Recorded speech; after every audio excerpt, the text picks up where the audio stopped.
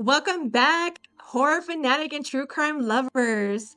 You're tuned into another spooky episode of Harlots of Spooktel, where we dive deep into the shadows of human psyche and explore the chilling tales that keep us up all night. That's right. Today's episode is called The Lipstick Killer. And trust us, you don't want to miss a moment of this captivating journey. We're diving headfirst into one of the most notorious cases that intertwines murder, mystery, and a touch of the grimies. Joining us today is our very special guest, one of our own horror enthusiasts, Mr. Chris. He's here to lend us his insight and passion for all things eerie and unravel the backstory behind this chilling figure we're going to talk about today. Together, we'll go ahead and explore the actual crime that shocked the community, dissect various theories surrounding the case, and discuss its haunting aftermath. From love to lust to the darker sides of human nature, this episode has it all. Oh my god! So grab your wine, preferably red for this episode, and settle in and prepare for a roller coaster ride, through the realms of true crime and paranormal intrigue. And remember, if you enjoy what you hear today, don't forget to like and subscribe. Your support helps us keep bringing you these awesome tales. All right, so let's dim the lights and get started on this dark journey through the world of the lipstick killer.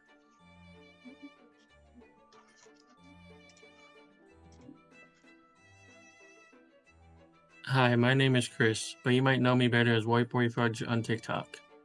I'm your guide through this labyrinth of horror and intrigue. A self-proclaimed horror enthusiast, I thrive on uncovering the truth, no matter how chilling it might be. Now, while I might not believe in ghosts lurking in the corners of our world, I do believe in the power of stories.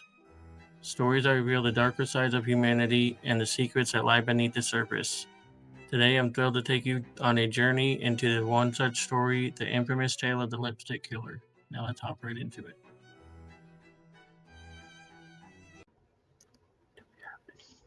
All right, guys, so I'm going to get you started with our lipstick killer. His real name was William George Ahrens. It's spelled Heirens, but it's pronounced Ahrens. The H is silent. He was born November 15th, 1928. He was considered to be an American criminal and possible serial killer who, let me make sure I say this right, who confessed to 3 murders and torture when he was caught. I'm going to give you guys more of his early life and what it was like, okay? So he grew up in Lincolnwood. It was considered to be a suburb at the time of Chicago, Illinois. He was the son of George and Margaret Ahrens. George Ahrens was the son of an immigrant from, I think it's Luxembourg, and Margaret was a homemaker. So his mom was a homemaker, his dad was an immigrant, and his family was considered to be poor. His parents were always known to be argumentative towards each other. They were, I mean, I'm assuming, in poverty at times, parents get into arguments, but I guess coming from him, the way he explains it is that it was so much arguments between his parents when he was young that he was always out of the house specifically because he didn't want to hear that stuff. So when they interview him and they talk about, and when he talks about his life when he was, alive, when he talks about him being a kid, he talks about his parents always arguing for things. He didn't really get into detail, but he did say that he was pretty much avoiding the arguments and hearing the arguments by being outside. And it kind of seems like him going out because of this situation with his parents got him into a lot of trouble. So the way he explains this is he wandered the streets avoiding hearing the arguments between his parents. He took up crime later, of course. It's something that happens. Unsupervised children get into things sometimes, but Yeah, I mean, you're outside all day. What else is there to do except for fight crime, play Power Rangers, and there's a steal certain line something? between mischief as a kid and then just continuing it on. I'm assuming he was spent a lot of time out there because this is what happens, Yeah. They said he took to crime and later claimed that he he mostly like because they say he stole a lot when he was a kid, right? And now, mind you, this is when he's a kid. This is before the age 13. He explained that when he was younger and he started to steal, it was mostly just for the fun, like for the release of tension. Yeah. He said that it was also said that he never sold anything he stole. Like he kept it. He wasn't one of those people who was stealing and going to sell it because he needed money. He He literally stole Yeah. for the thrill. he wasn't And going for the side hustle. He yes, he was was going for the he, good things, you he know? was like, Um, let me get my rocks off somehow. and literally that's how he explains it. He explains it was like a release of aggression, just a release of whatever it is he had to get out of Getting it. my rocks Of, off. of tension is what they say. Yeah. Now that was before the age 13. Now at age 13, he was arrested for carrying a loaded gun. This is like beginning of Oh history and things. no. If you're carrying a loaded gun at the age 13, and then he talks about stealing before then, that means he was really young when all this started. That's Yeah. crazy. It says, uh, I guess when he got caught with the gun, with the loaded gun, they actually winded up searching the home that he lived in with his parents Oh and no. discovered a number of stolen weapons hidden in a storage shed on the roof of a nearby building, along with his furs, his suits, his cameras, his radios, and jewelry that he had stolen. So this kid wasn't just going to steal bikes, okay? He had So furs, hers? extra guns, radios, jewelry. He was literally just stealing for the good stuff. He Mind you, be taking remember, he didn't everything. steal. I'm sorry, I didn't hear you, Chris. He be taking everything. Yes, and then he didn't even sell it. So, like, I mean, obviously he didn't take anything, and when they caught him at age 13, they caught him with all this stuff. Wow. I don't even think I was doing anything at that. I think I was still playing with my friends at that That's time. what I'm saying. I was riding my bike with my windbreaker jacket when I was 13. I was minding my business. Yeah, I didn't even think about. I mean, think about it. Think about how we were when we were 13. I don't think I ever remember thinking I want to steal fur coats. All I was like, oh my God, You know. I'm the one cute boy in my class. Now at this age, check this out. At this age, after they caught him with everything, he actually admits and confesses to 11 burglaries. And he was actually like Oh. he actually admitted, yeah, this is all my stuff. I stole it about 11 different occasions. Is Not how all this even, stuff came not together. even what happened was, no, it was, I stole I, 11 I times, did, and this is what I got. I this did was the this thing. is my box of stuff. Now let's see. It says at that time too, when he admitted to all this stuff, he was sent to the Gibbolt School for Boys for several months. It doesn't say exactly how much, it just says several months. It Mhm. says soon after he was arrested for the theft and sentencing to 3 years at St. Bed's Academy, where he was what they considered to be an exceptional student, like very smart, very like not what they thought he would have been coming into that Right. place. Like he was considered to be someone who was talked about for being so exceptional.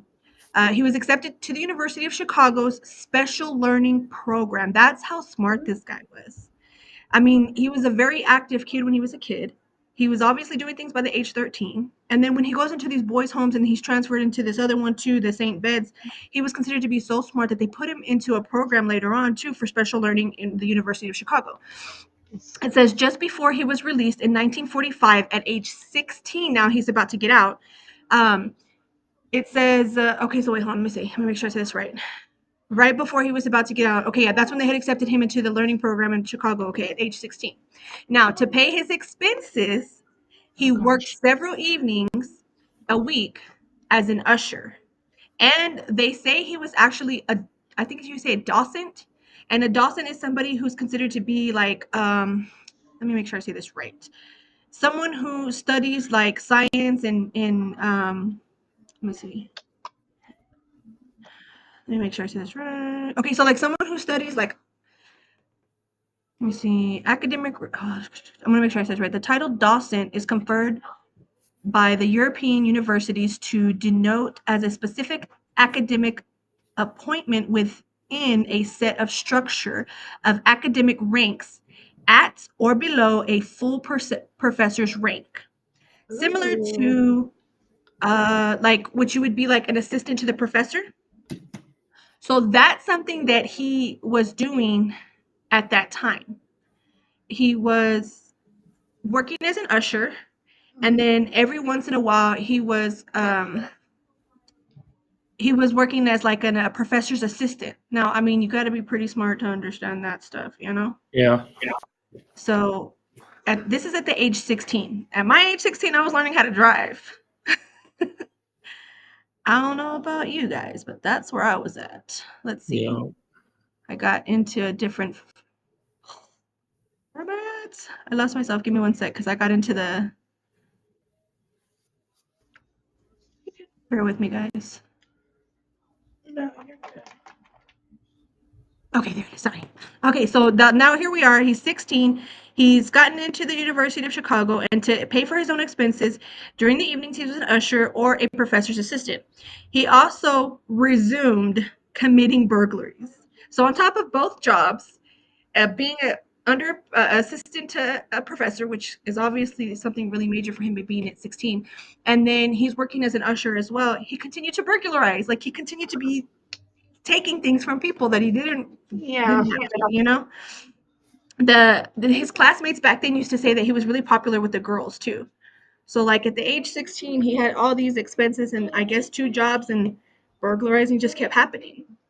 Yeah. Now this, and like I said, his classmates that knew him in class always say that he was like good with the ladies and things like that. Of So, course, he has a fine education and he can get those rocks. You know what I'm and he's saying? very smart. Very smart people have very good words and know how to I use mean, can you imagine having a 16-year-old boyfriend that can steal you jewels, okay, and furs.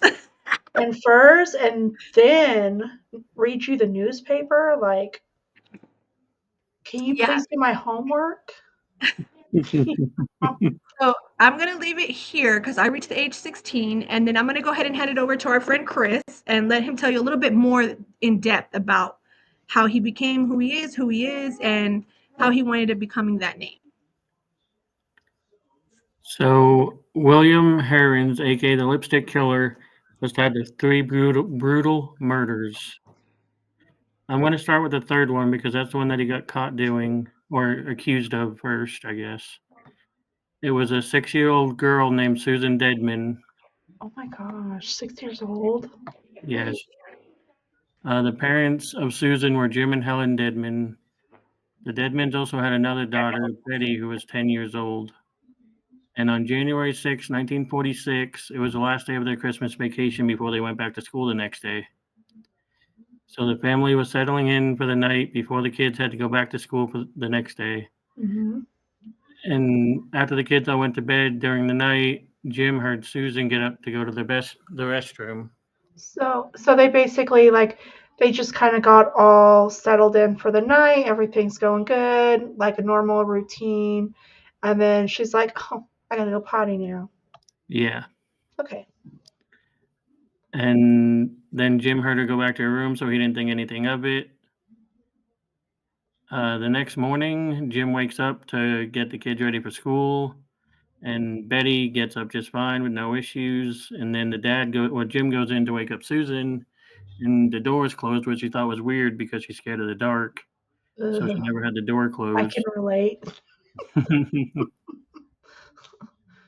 And then when Jim opens the door, Susan's not nowhere to be found. Wait, where did she go?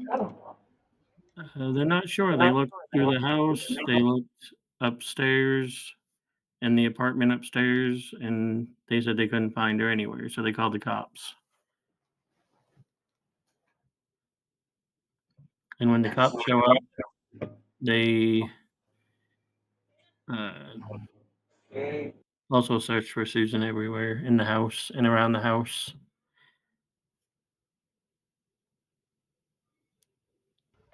Okay, okay. So I get them ready for school. Sorry, just to reiterate everything. I apologize. So wakes up. Um, so her door's open. Wait. Mhm. Oh, he opens it because it was shut.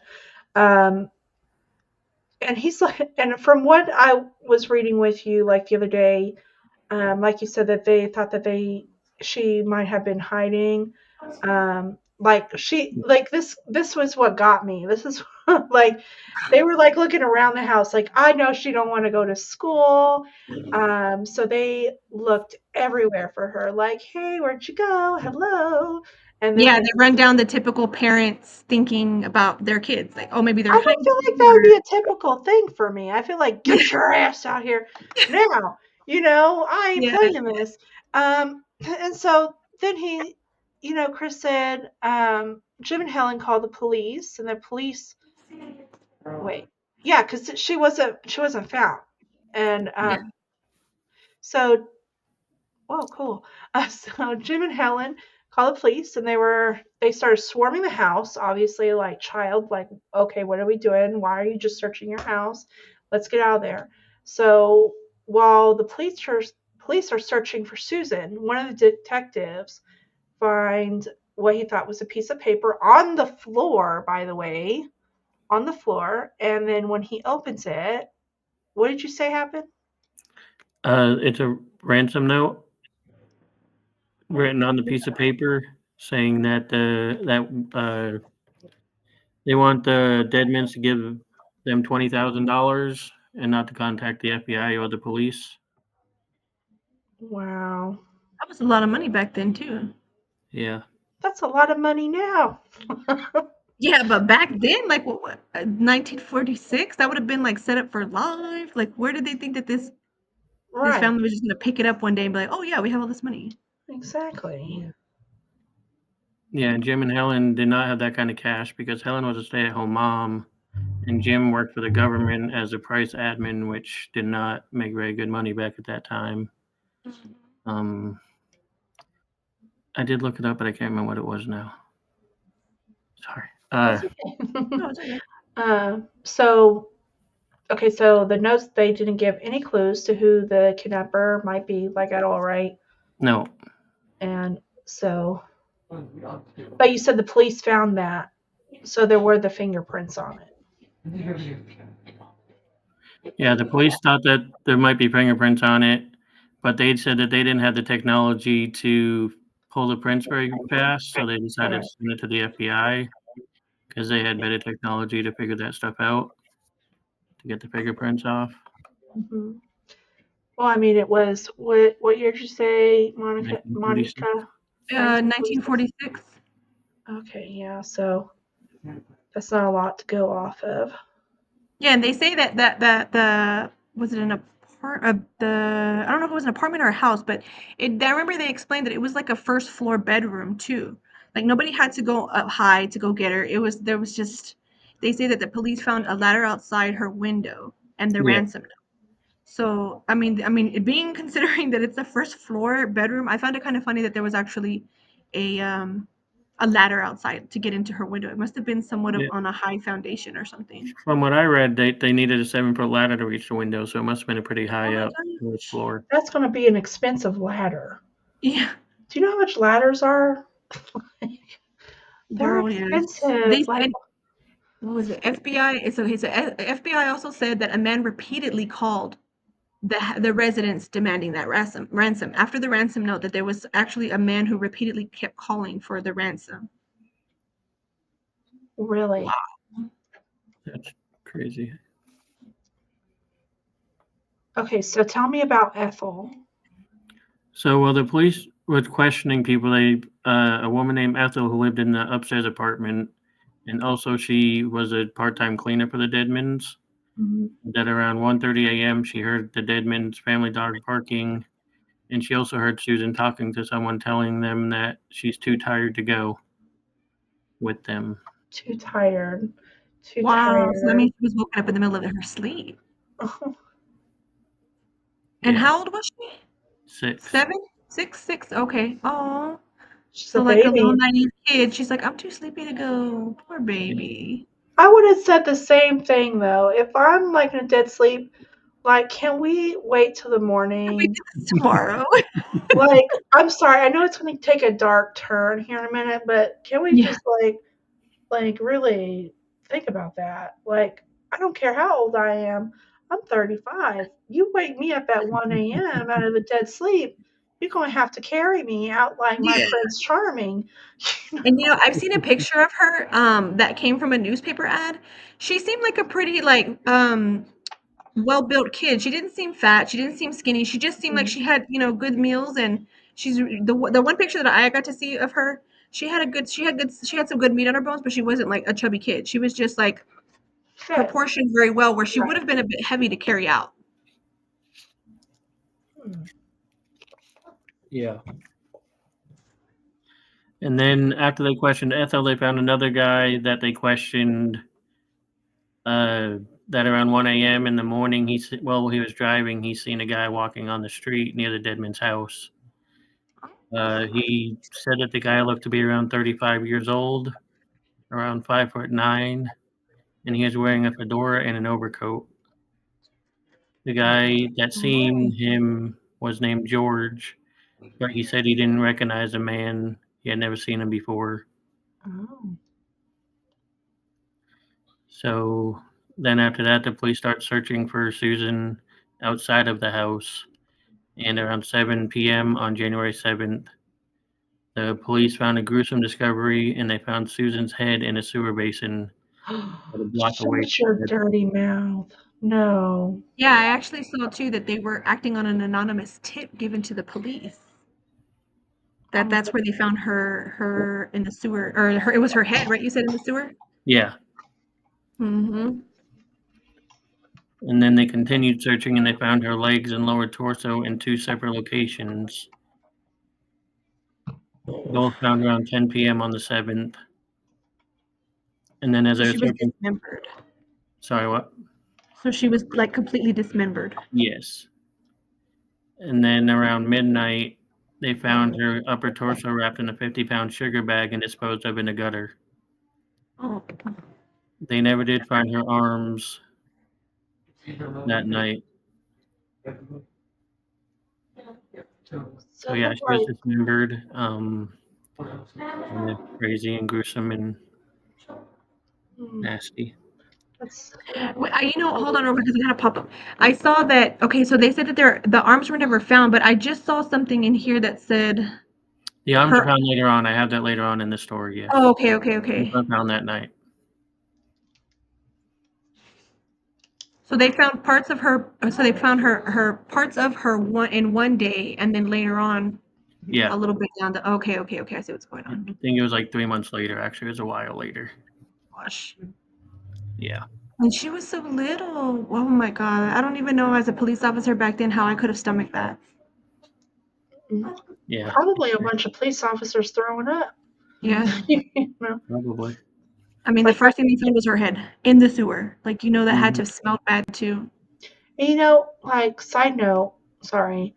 I had a friend that was he was a firefighter, and he said, like, he's seen some things, with people, like motorcycle accidents, like, was the first things. And, he got sick to his stomach, so I can't imagine, like, when they seen that.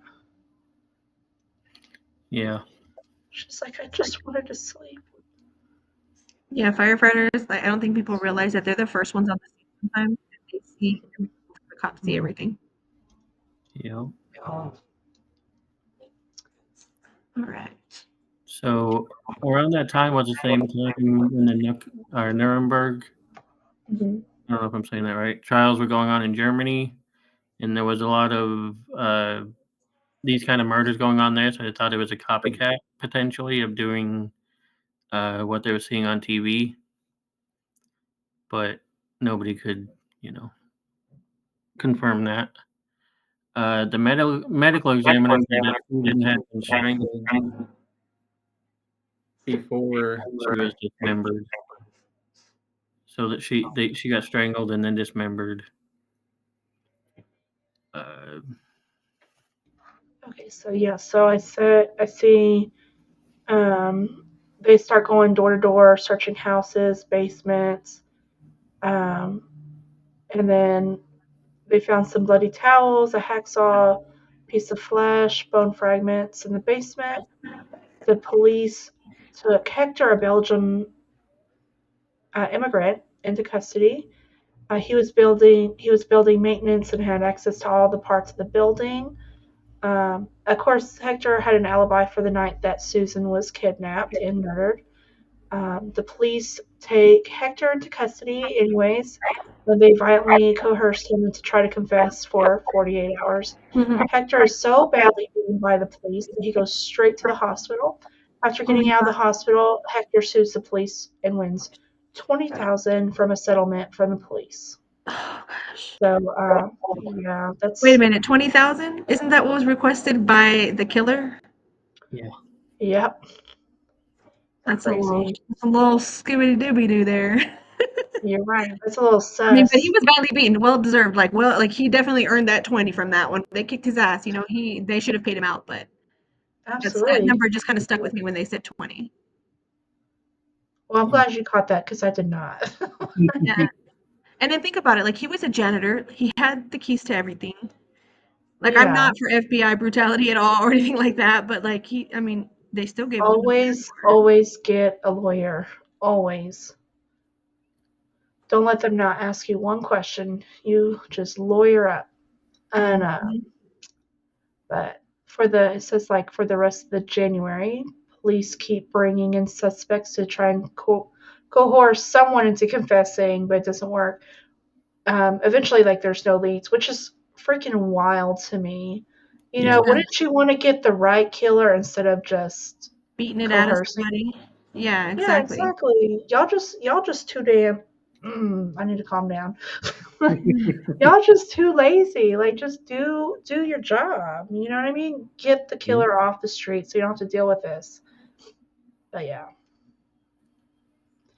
And then At the beginning of February, the ransom note comes back from the FBI, and they find 2 sets of fingerprints on it. But they find out that none of the prints belong to anybody that they've questioned or brought in as a or suspect. beat. Yeah, Okay. yeah. Anybody that they beat. Uh, and then this is in February is when the utility workers find the arms in the sewer system. Oh yeah. Okay, so that's okay. So around that time, and then 3 blocks from the dead man's family home, the arms seem to be very well preserved in that sewer. So that's kind of like what y'all were talking about. Um, okay, I get it. And then not long after that, the rest of the body was found. Um, the medical examiner said whoever did that dismemberment had to be an expert carve. So ding ding ding, there's a red flag. Yeah. Yeah.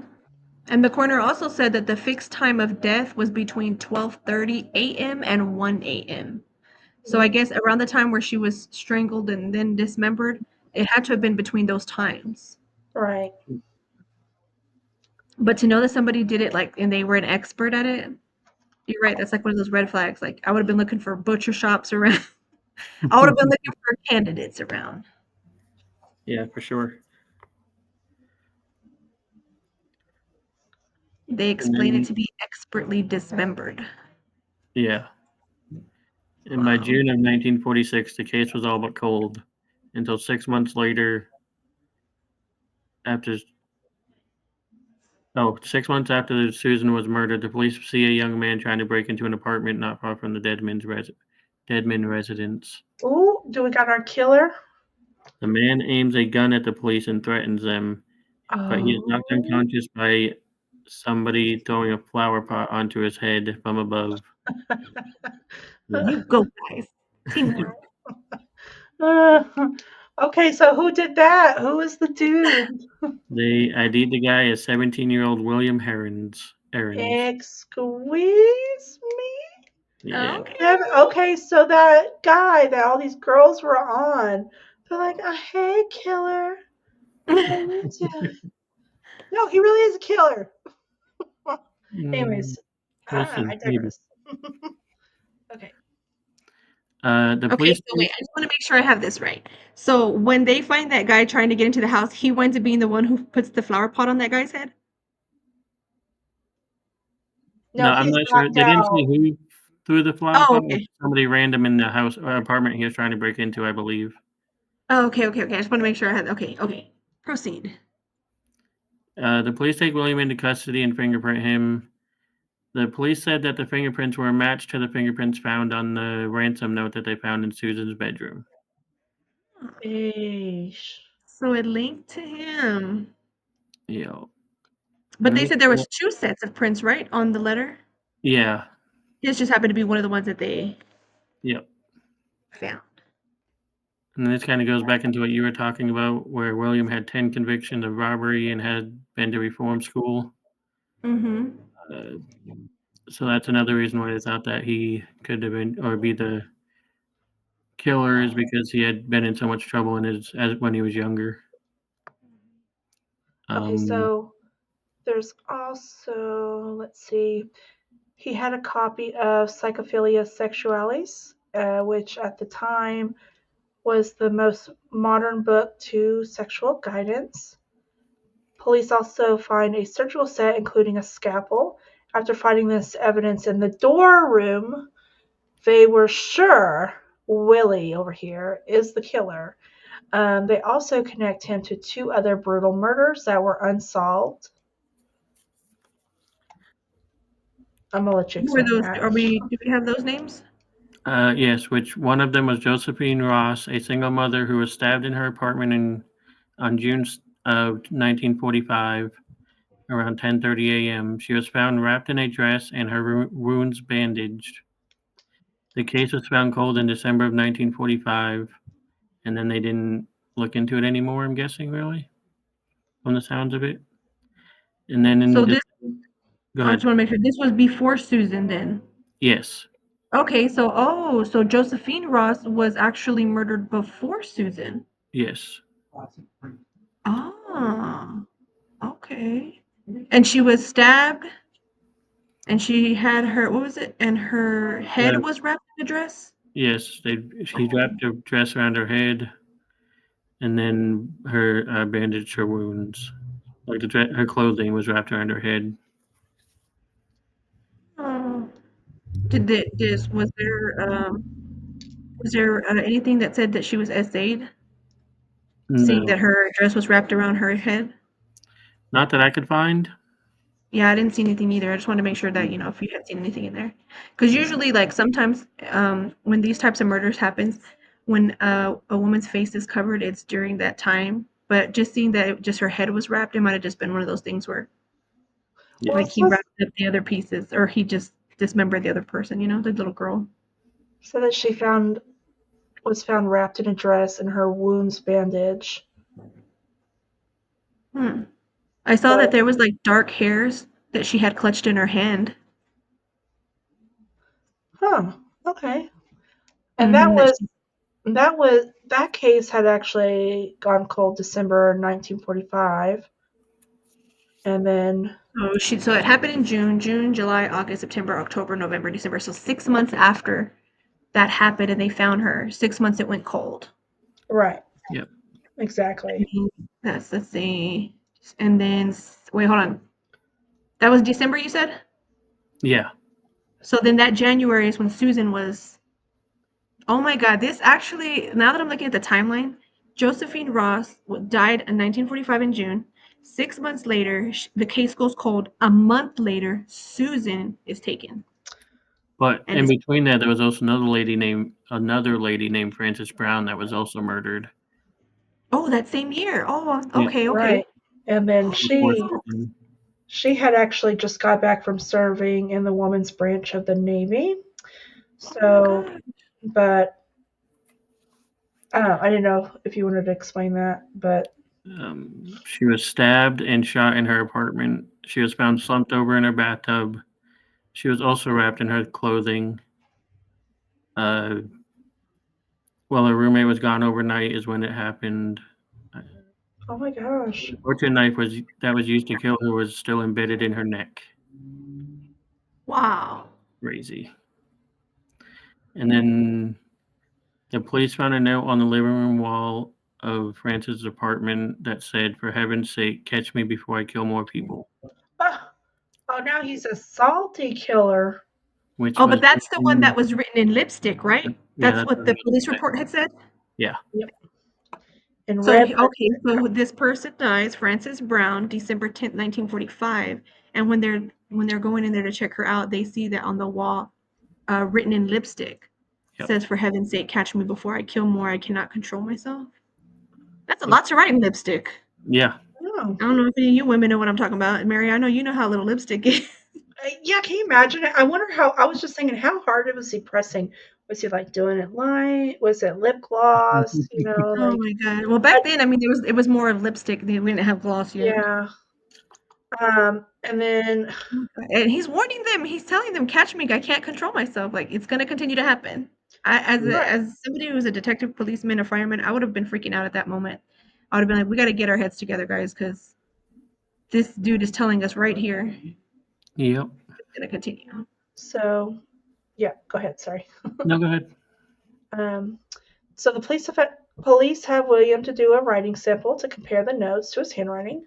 When Okay. William got done, there were the same spellings in the ransom notes, and in William's sample, he wrote for the police such as safety written as safety, quote, and they wait and wait, that was written as wait, Waite.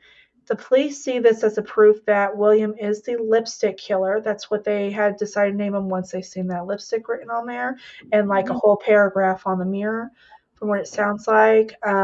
William's own defense lawyers start to question William's innocence. They're like, bro, you got a lot Your going on writing's there, matching sir. here, sir. Well, Yep. like your not only that, like your handprints are matching. You're stealing things. Like you're gonna get busted. It's all around the same Mhm. time frame and in the same year. I see. I notice like a lot of the killers that we do, they're all like they usually start off stealing. First of all, it's always a common thing, especially whatever.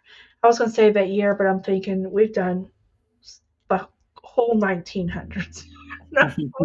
So it's all the same. And then But after several days of these intense questionings, William is still denying any involvement in these murders because he's a freaking idiot. Sorry, that's my opinion. The police named George Merman, and he did the murders. The papers came out with the headline. Oh, the police give William the truth serum to try to get him to tell the truth, and he reveals an alter ego named George Merman and said that he's the one Oh, that did the murder. Oh, that's where the George Merman comes from. Okay, because I had seen that name and I was trying to figure out how that came out. So they what's a gave him truth truth serum. serum? Gave him a What good is old shot. Tell the truth. what is that? I've never heard of that. It's There's a another name liquid. for it, the actual stuff, but I did not write it down because it was a long and weird word that I didn't think I'd be able to say. It's a liquid that they shoot into your vein, and then it kind of makes you a little loopy. But they say it's like it's how they used to get the truth out of people who were being questioned sometimes in certain situations. And I'm surprised that they even had that back then. Yeah, I mean, then again, the government don't tell us everything, but there's Wow. more like about it back down then, at the bottom too. see, so it's yeah, truth serum. And then okay, so what was his alter ego's name?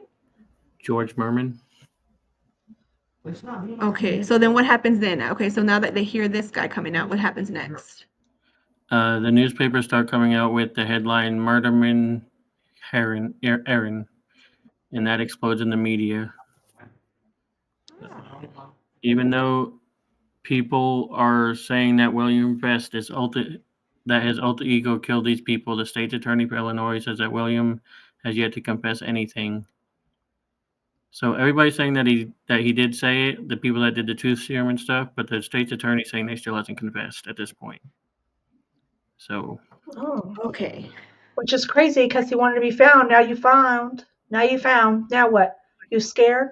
I'm yeah. getting mad. Go ahead. And then on July 16th, the Chicago Tribune ran a story about how Aaron slew 3. The story talks about the police and the public, or sorry, I'm sorry, the story walks the police and the public through what was going on in Aaron's mind as he was committing these murders. But then it's found out later that the story was actually made up by the author of the Chicago Tribune. It wasn't even real. Oh my Oh, god. the freaking media. And, from right here, from where we're at, I'm kind of getting this, like in my brain of just understanding everything. It seems like he's still saying he didn't do it. Media and everybody are lying. They give him the truth serum. He's got an alter ego, and I'm kind of seeing what's There's, going on here. yeah, Because it's even in the Francis crazy. Brown situation, they're saying I saw something about a witness. Did you find out about that witness with that situation? I did not. Okay, let me just because I'm reading different pieces to it as you're going. It says police found a bloody fingerprint smudge. This is for the Francis Brown discovered in the apartment. Mhm. It says police found a bloody fingerprint smudged on the door jamb of the interest store. A witness heard gunshots around 4 a.m. and the building's night clerk said that a nervous-looking man at the age of 35 to 40 years old, weighed about 140 pounds, uh, exited the elevator and left the building around the same time. At one point, Chicago police announced that they had reason to believe that the killer was a woman. So see, you see how the media is shaking things here. Even the police were saying different things. Yeah, I'm assuming because of the lipstick that they saw. Maybe that's why maybe in the Chicago police decided that maybe it might be a woman since it was a lipstick case. I mean a lipstick message, sure. Always blame the women. right? I mean, think about it. Like, I mean, it just like I mean, we see how they say certain things happened or are said to have happened, and now they're saying that it didn't happen at all. Yeah. And then now you even have the police here saying that they put it out. The Chicago police even announced that they have reason to believe that the killer was a woman, specifically because what the lipstick was there. Maybe it was her lipstick. Did anybody think about that? Did anybody think that Like I he ain't might talking be? about that, but maybe it was Francis's brown lipstick, and that's just what he had. Maybe he was a man that liked red lipstick. I don't know. Maybe he was a harlot. Who knows? All right. Well, okay. So that's just one thing I had found too. Now that we're on that subject of they're saying one thing and then it winds up not being another. Yeah, I have a lot of that towards the end of this too on that. So Okay. Cool beans. talking about that. Um. So the guy that ID or that said that he seen the guy walking around 1 a.m. around the dead man's house. When he ID'd him as a guy that was walking out, William as a guy that was walking outside the dead man's house that night that Susan got kidnapped. Now the public So is he like, was actually pointed at the scene of that time. right. So now the public is screaming at his head. Everyone's knocking on their doors and windows thinking someone else like William is going to come and kidnap their kids, as they should. And then on August 7th, 1946, William finally confesses to all three murders. The newspaper has pictures of the police bringing William to the basement where Susan was killed. Even though William say he doesn't remember killing Susan, he reenacts the heinous crimes of the dismemberment and exactly how he did it. Heavily encouraged by his lawyers to accept full ownership, he takes a guilty plea in exchange for the death penalty. He is given 3 consecutive life sentences, as he should. And just not to rush us through it, but I'm going to kind of just, yeah. So even though William confesses to the murders, he immediately recants, and from then on, maintenance, he just says, keeps saying he's innocent, Yeah, he went back to being innocent. Right. Yeah, after being in prison for a long time, I had seen that. By the age of 3, he was still saying he was innocent. Now all of a sudden, Right. after confessing. Right. And so over the years, people that have looked over the files, stunning new revelations come out. Over the years, a surprising question started getting asked: was William actually guilty? After William goes to jail, a handful of supporters start looking through evidence against him, and the findings arrives were some very concerning questions, such as the handwriting on Francis's bedroom wall, the ransom note on January 20th, 46, an article, blah, blah, blah, blah, I'm talking so fast. It came out into the newspaper that a handwritten expert said that he didn't think the same person who killed the first 2 women also killed Susan. That the handwritten expert was a guy named Herbert, who was later hired by the state's attorney. During the trials, Herbert said that the handwriting did match 2 other notes that were found. Also, the misspelled words of the samples not that William did for the police. So William said that the police told him to misspell those words in a specific way, all which I could see that. Also, the state's attorney went expert shopping because they brought in a handwriting expert who compared William's schoolwork with the ransom note and the lipstick message, and he said that the two were not a match. Of course, it's not going to be a match. You know why? It was Lipstick, a kid kid, with like get out lipstick, of a my little bit of face. oil and a little smoother. Right. And so Williams, well, he did well in custody. Well, he didn't do well in custody. He was beaten, deprived of sleep, and wasn't given any food for most of the week. Well, you know what, William? At least you weren't disemboweled, okay? I don't want to hear your bullshit. No whining, okay? So the police wouldn't let him see his parents for 4 days. Oh no, 4 days. Well, as a parent, I would be very upset, but fuck that. So also, he was kept from his lawyer for 7 days after being arrested. That's also bullshit. William was only 17 at the time, so the fact that the police kept a minor from his parents and his legal counsel, Nobody thought about that. that's Mind you, right before that, they said that somebody else had just got beaten about it, right? About the other murder? Yeah. yeah. So not only was he probably beaten, kept from his counsel because he was bruised, kept from his parents so nobody would see it, and then he was told to misspell specific words, right? In writing these for the comparison? Yeah. And all this at age what? 17. 17. Oh my gosh. Mhm.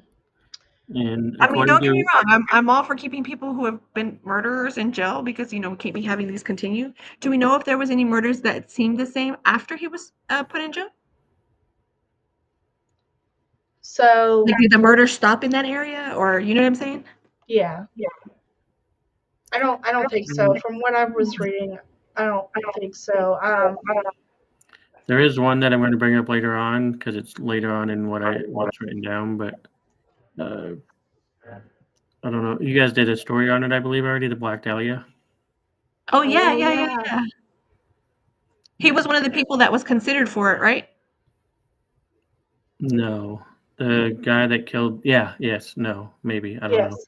I'm So confused. that's what Chris was telling me the other day. He said, he's like, oh my gosh, you know the Black Dahlia. Like, and I'm like, Besh, stop. But yeah, Yeah. so what were you saying? According to the article? They think that the person as the main suspect in the Black Dahlia murder killed the the Black Dahlia was killed the same way that Susan was, dismemberment, and it was the way she was cut up was almost the same exact way between the. Yeah, like via That's professional. right. We literally just did the Black Dahlia. So if you're listening, go back because we just did put a story on her and explain on that whole thing. Yeah. Yeah.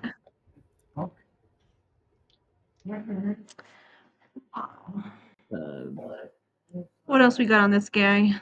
According to an article written in GQ, during those 6 days, William was tied up to a bed and had ether poured on his genitals, which would literally burn your genitals. Ether? Ether. So On the By the cops? 17th, what? This was done by the cops or by Yeah. when he was in jail? Yeah, by the cops. Burning his genitals, that's a sign of torture. yeah. And later on, like they talk about later on, like how we say he went to jail and after a couple of years he started saying that he was innocent. And they say when he died at 83 that he was still trying to say that he was innocent and just coerced into everything because he was beaten during this time that we're talking about now. Yeah. So I mean, I couldn't even think about ether being put on my skin, but onto somebody's genitals. Mm-hmm. Well, on the 5th day, what happened? There's more. There's a lot. There's a lot more. Uh, Yeah, I was trying to get on the 5th day, William was given a spinal tap without a warrant or consent and with no pain medicine. They said they needed to do the spinal tap before giving him a polygraph test to make sure he didn't have brain damage, which please. Go ahead. I've been told. I looked up several things about that and stuff, and there's no thing to say that spinal taps have anything to do with brain damage. Well, it's a very invasive procedure, and Yeah, that's he needs it. still, I mean, it's painful. I mean, if you watch Grey's Anatomy, you will know this stuff. I'm not a licensed medical provider, but I do watch Grey's Anatomy, so I think that counts for something. I'm not a licensed medical I'm online, I've been a CNA, but having 5 kids and having a spinal tap, us as mothers know how that can be. Yeah. And according to the newspapers, William was almost immediately moved after the spinal tap and put into a van to be taken to the polygraph site, where they said That's he was in cool. so much pain that he couldn't do the polygraph. The next day, William was given the polygraph test, and the police say it came back inconclusive. But the guys who invented the polygraph test wrote a book in 1954 and said that his polygraph test did come back conclusive and that William was telling the truth about not being the murderer. It said that the truth serum doesn't actually make people tell the truth, but it makes them drowsy and highly susceptible to coercion. And then about the George Merman name, it says that George is William's middle name and also his father's name. So that could have been a reason why during the truth serum, when he was drowsy, that he said George Merman was his alter ego. Oh. Uh, I'm not gonna lie. Most people now still have an alter ego. They don't even know, but everybody uses a second name for something. It's considered to be an alter ego. But back then, I mean, it seems right for him to. He has the truth. Remember, he's a little loopy, you know. yeah. And one of the doctors that gave William the injection of the truth serum later said under oath that William never confessed to murder while on the truth serum. Also, the transcripts of the time when William was under the truth serum and being uh, questioned and stuff have never been found or undisclosed. So nobody knows what they say except for the people that were there. Right there. And Wow. then the state's attorney lied about having nothing to do with the injection. At first, he claimed he didn't even know about it till it was done. But now we're coming to 1952. He admitted under oath that he lied about the whole thing. Not only was Was he he? was the only one that ordered it, William attempted suicide several times while he was in custody. William's own lawyers cooperated during the trials. They were so close to prosecution that they thanked William's lawyers at the end for the trial for their help in the trial. So William's lawyers came out and also said that, quote unquote, they had a public duty to make sure William got his punishment, end quote. That's pretty off the wall for an attorney, defense attorney. And I'm sorry if I'm taking over. Just tell me shush. So when William was first brought into custody, the guy that saw the guy near the dead man's apartment at 1 a.m. was brought in to ID William as the guy he saw on the streets. The witness couldn't ID William during the lineup, but when they went back to the trial to ID him as the guy he saw near the dead man's house that night, did the police or state's attorney get to him? The fingerprints. Sorry, go ahead. So they're saying that whenever he first got brought in during the lineup to ID William, he couldn't ID him. Oh, I see what But you're then saying. during the trial, 2 years later, whatever it was, he came up and said that he was the guy. William was. So on a lineup face to face, pretty much behind a mirror, he's saying he couldn't find him. But then when there's a trial, he's like, yeah, I can. That's him right there. Yeah. So the people are thinking that maybe the police or the state's attorney got to him and made And just him. told him to say it. Yeah. Somebody has to pay for those crimes. Just like the handwriting expert, the same thing happened with him. Because first the same guy said that no, they didn't match, but then during the trial, they brought him back during trial to say that they did match.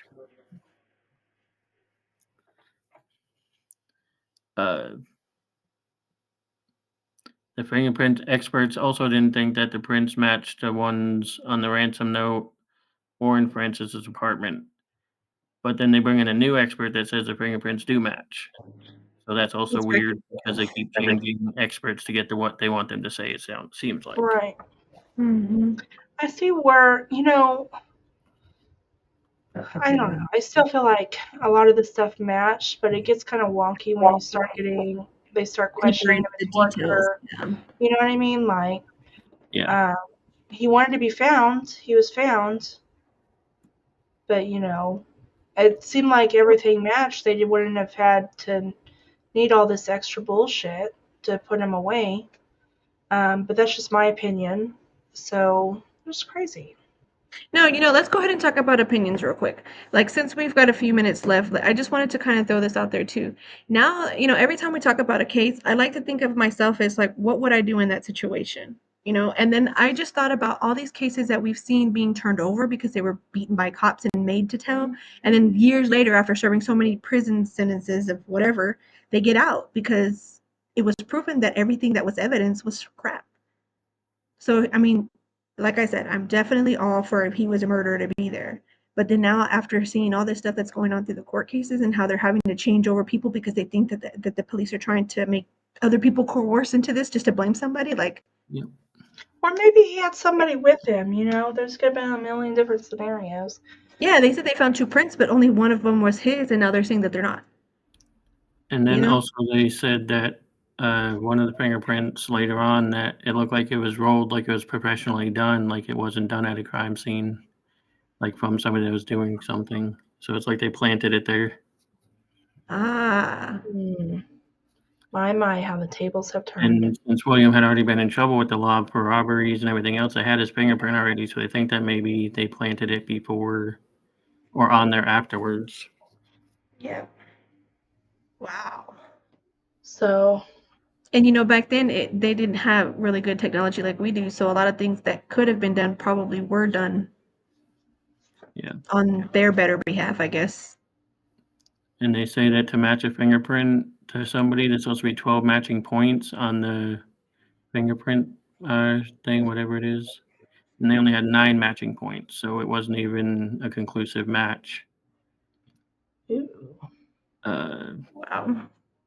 and then also later on, the chief of police come out and say that they found a palm print on the thing, on the ransom note, which didn't really make sense because the police couldn't do fingerprints because they said earlier that they had sent it to the FBI to do anything to get fingerprints. So in the palm match apparently matched William as well. So they're thinking maybe that was also planted afterwards. Hmm. I think about these things like now that we're talking about palm prints, like, do we even know if he was left-handed or right-handed and which palm that came from? Because see, the world doesn't really know because I don't tell this to a lot of people, but I'm left-handed. A lot of things that left-handers do sometimes are in the ways of a right-handed person because way back then you were considered to be disabled if you were left-handed. So nobody who had a left-handed kid really wanted to be portrayed as a family who has a left-handed kid because they're considered to be a retard, is what they would say. Not no disrespect, and so the older, like I guess my dad's generation, it was still considered to be a disability. So when things like this pop up, I think I wonder if this person was left-handed or right-handed, and then if they were, remember, left-handed people were taught to do right-handed things and not to use their left-handed, so that the family wouldn't be like considered to have somebody who was disabled in their family. So like in times like this, like you said, did they plan it? Yep. And then these are just things that I think as a left-handed person is, well, I wonder what hand he used. And did the cops even know if that would have been the appropriate hand or finger or palm or side palm print? You know what I mean? Yeah. Yeah. And then also before William was ever arrested, another man said that he had killed Susan. He came out and confessed that he did it. He was in jail in Arizona at the time for molesting his own daughter. Oh. Well, that puts him in the category of liking little girls. Yeah. Mm-hmm. A handwriting expert noticed similarities between Richard's handwriting and the ransom note found in Susan's room. Richard gave a full confession of killing Susan and how he did it, days before William was ever even brought into custody. There was some police officers that were going to go down and pick Richard up from Arizona, but then they found William as a main suspect, so they never went and got. They never went to pick him up. Nope, they never went and got him. Whoa. They also said that Richard was confirmed to be in Chicago when Susan was murdered and abducted. So I definitely think he could have been another suspect. Yeah. Wow. And he Um, confessed to it. I mean, if he confessed to it and he was around the same time that happened, you would think though, check this out. Think about it. If the cops found out that they had somebody else and they were dirty cops and they had to cover things up and they were making people say things, of course they're not going to go get that guy. Because then he's going to be the reason how it's their downfall. They're like, we already blamed somebody. This is who it is. We have eyewitnesses. And Richard Wow. had also been already convicted for kidnapping and extortion earlier in his life. See, Dang. okay, so this is the thing that freaked me out. William was considered to be like a thief who stole things and kept them. He was never really known to be a murderer, but he was known to be somebody very smart and exceptionally smart. Yep. So, Yeah. like psychology, you wouldn't really see him as somebody who would be a murderer or literally even kill children. You see what I'm saying? Like he was Hmm. known to steal. He was known to keep things that he stole weapons. He was into keeping weapons, things like that. You know what I mean? Yes. So, fun fact. Um, while he was in jail, while Williams was in jail, he was a model prisoner. He was the first prisoner to ever get a 4-year degree. He helped other inmates to help them learn trades. He tried getting out of several times but never could, even as a model prisoner. He actually died in prison on March 5th, 2012, at the age of 83. And then after his death, everyone stopped fighting for him. 3 consecutive life terms for plea bargain instead of giving him the death penalty.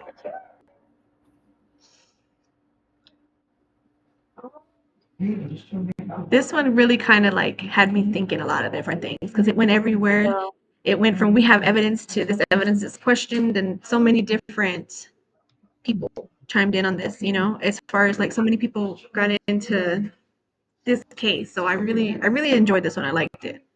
It yeah, put me on I my feel like feet. I'm having whiplash. Like, okay, wait, do we like him or do we hate him? Yeah, Like, I what's don't know whether going to like on? him or hate him. This It's was so good, crazy. Chris. This was really good. Yeah, thank you for joining us for this one. This one was good. Yeah. Thank you for having me.